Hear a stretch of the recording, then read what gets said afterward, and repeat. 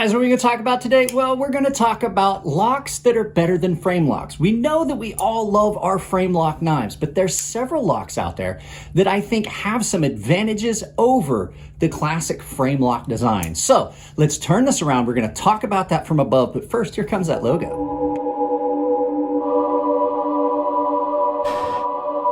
Guys, like I said in the intro, you know I love frame locks. They are one of my favorite knives, but there are locks out there that have an advantage over frame locks. And we're going to talk about these 5 locks, starting with its cousin right here, the liner lock. Let's get these out of the way and take a look at that.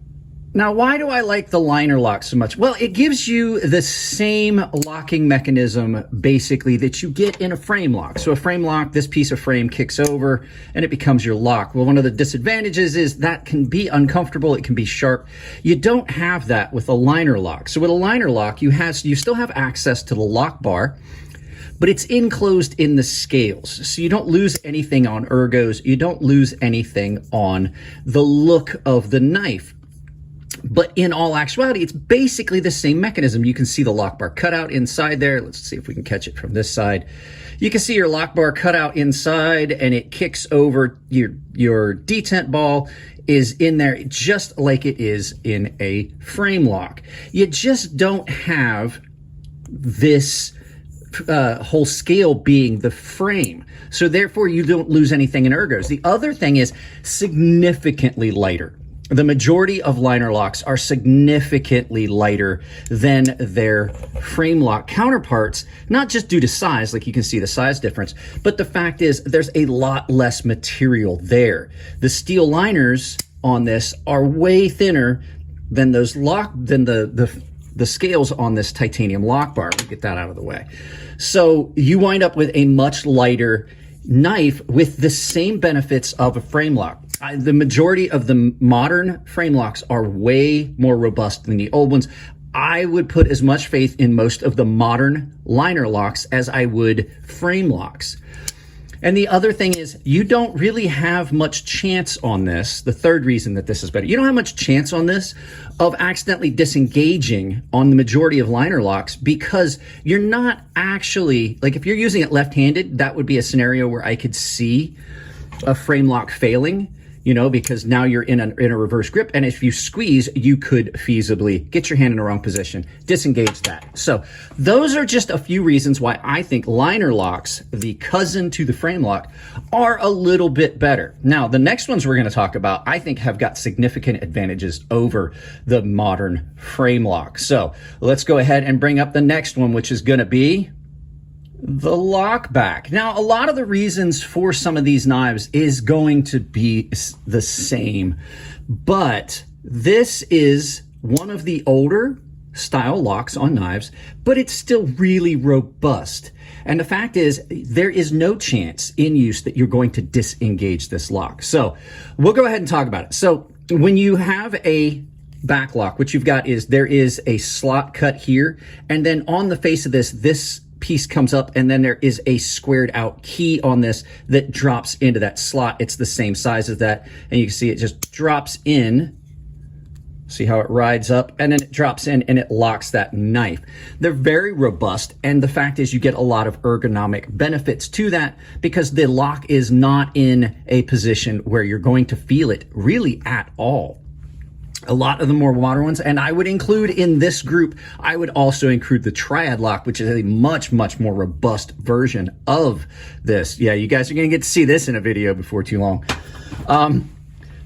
It's a much more robust version of this lock, but you get the same benefits. Extreme comfort, I mean. And then the other thing is you have positive control of that. There is no chance that you're accidentally going to disengage that lock. You don't have to do the thing where you push the lock bar over and push the blade. You actually do it two-handed. You have positive control of that the whole time. A lot of the lock backs are very smooth. I've seen a few lock back flippers that actually work really well. This has got a good bit of tension on it. It's pretty hard. This is just a slow roller. But you can get a lot of the same action out of a lock back if it's done properly and it's done well. You can get a lot of the same benefits out of this and ease of use and things that you would get from a frame lock, but you're getting a much better in-hand feel, and in my personal opinion, safer. So there you go. There's lockbacks. Let's bring up the next lock, which I have really fallen in love with lately, and that is the button lock. And with the button lock, you have something that is really special because you can get the same action that you would get out of a lot of the frame lock flippers, where you can flip it, you can reverse flip it, and all those things. But what you get is another very comfortable knife because, like I said, there is no locking mechanism that your hand is on. You're not feeling it. And it does not take up as much of the knife. And in the actual working of it is safer. So when you push that button and you release that lock, you do not have to be in the travel of that blade at all. You don't have to reach across it. You don't have to two-hand it. You can one-hand close it and never once have a digit that has to be across the Rubicon of danger, as I like to call it, where you have your fingers in the travel. Now, for a lot of us that are knife guys and have been for a long time, we have just gotten used to the way frame locks work, and we know how to do it without hurting ourselves. It becomes a it becomes an instinctual thing, but guys that are newer to the knife world may not have that. So you wind up with a knife that's safer. And the last reason is that the action on button locks can be amazingly smooth. There's no actual friction.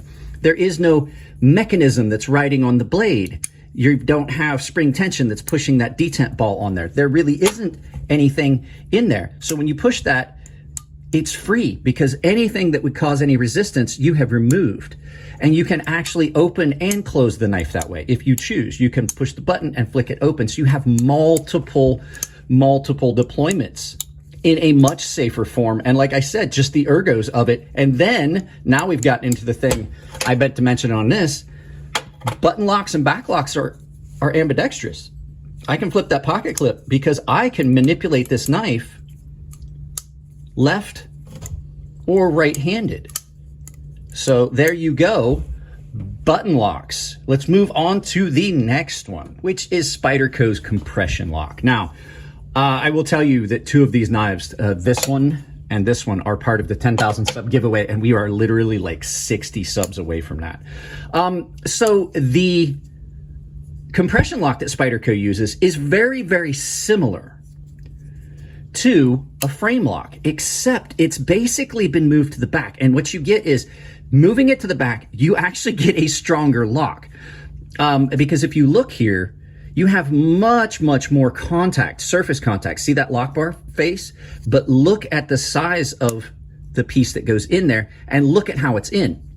Instead of it coming over from this side where your energy would be going and you could actually push this way and force this over. You can actually force that over on some frame locks and you get lock slip and it comes off.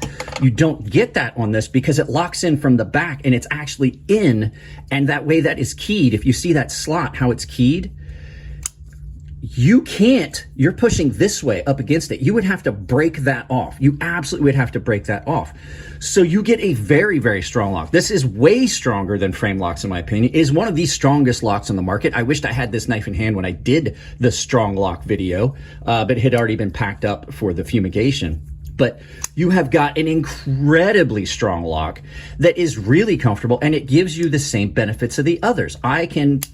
I don't have any loss of comfort here. You do kind of feel it in some knives. You can kind of feel that lock mechanism up here, but it's in a position where it's not down here where your fingers across it. You're really not touching it. And then you get the same thing, the safety.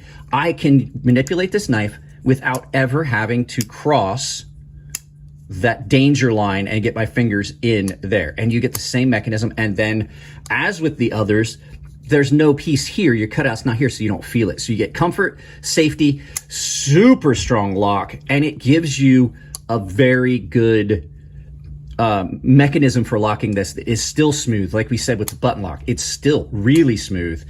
And you wind up with kind of bridging the gap between the back lock and a frame lock. And it's really a cool idea. I love the compression lock. It is the best thing that Spyderco has done in years. So there you go. There is your fourth one. And your final one is coming. It's the access lock. Now, this, as much as it pains me to admit, because Benchmade, I'm just kidding. I'm kidding. I'm not going to just continue with the hacking on Benchmade thing. This is one of the most ingenious designs out there. Your lock is absolutely ambidextrous, which allows you to have this, but you have got a really robust lock. If you see how much of that lock is across that lock face. I was trying to see it from this side and then I just realized you couldn't see it. If you realize how much of that lock is across, you have got a very, very robust lock up. You've got really smooth, oops, almost came out of my hand. You've got really smooth, that's that nerve damage, guys. I apologize. That's why I'm not sharpening. You've got really smooth action. You've got a lock that you can either engage or disengage both right or left-handed. And like the others, you have got an extremely comfortable feel. There is no lock mechanism here. You don't have to reach in. You're out of danger, but you get some really good action. I have never felt an access lock that did not have really good action. So you wind up with a very safe lock, a really robust lock that is very comfortable, and it is just a lot of fun to fidget with. Now, there are a few downsides to the access lock, which they have kind of resolved in further iterations, but sometimes these springs will get weak. You pretty, like a lot of guys will squeeze on one side and things like that. But I mean, the little flaws that are in the access lock really are outweighed by the ease of use and comfort. So really, really good idea. And there you go. That was 5 lock mechanisms that I think are better than frame locks. Now, I still do love my frame locks, and I still do like when I get a good frame lock, and I love the feel of a frame lock. There's something that you get, it's kind of visceral. There's a feeling you get from a frame lock, and I think it's just because they've been around for so long that we love them. But these are definitely better and safer options than frame locks. So let's turn us around, do some final thoughts, and send you out about your day. So yeah, guys, there are a handful of them out there that are better. I personally have really felt back in love with button locks. And I think it's because a lot of the newer button locks are better designed. There's a lot more thought that goes into it. Some of them are incredibly good. So, you know, it's not that frame locks are bad. I still love frame locks. I would still buy frame locks. My Norseman, which is my favorite knife of all time, is a frame lock. Would I change it? No, I would not. I don't think it would have the same feel. So if you guys like frame locks, I'm not saying that they're bad. I'm just saying there's other options. So guys, that's it on this one. I hope you enjoy it. It's cold out here in the studio this morning. I will tell you that. If you guys like the videos, please give them a thumbs up. If you don't like them, give them a thumbs down, but please tell me why I can't change the content if you don't tell me what it is I'm doing you don't like. If you want to support the channel, it's as simple as like, share, subscribe, drop a comment, hit the bell icon. If you do hit the bell icon, make sure you've got notifications turned on your device. That way you get notified of everything I do. And make sure that bell icon's set to all. If you want to support the channel financially, there's a ton of affiliate links down below. A couple of them have discounts associated with them. Atlas VPN and Coffee Brand Coffee. Jeremy over at Quartering actually shouted me out on Instagram. So if you guys came here from Jeremy over at Quartering, thank you very much. I owe him a big, big thanks for that. So other ways you can do it, I have a membership down below that is tier-based. All of the members have access to my Gilded server. The baseline and premium tier members are automatically entered into a giveaway I do on the Gilded server as often as I can. Premium knives-ish, mid-grade knives that I give away to them. So if you are a member and you're not on the server, you will miss out on that. And finally, the premium tier guys have access to a sharpening tutorial series here on YouTube. And I do have a merchandise store over at Ember Shirt Code. There's a link to it in the description below, and I have a coupon code that will save you 10% at checkout, either on my merchandise or other people's merchandise, other creators. And that coupon code is CrazySharp, all one word, capital C, capital S. CrazySharp saves you 10% at checkout. Guys, I love you all. Keep it clean in the comments section. It makes it easier to moderate the channel. If it's your birthday, happy birthday, and I will see you in the next video.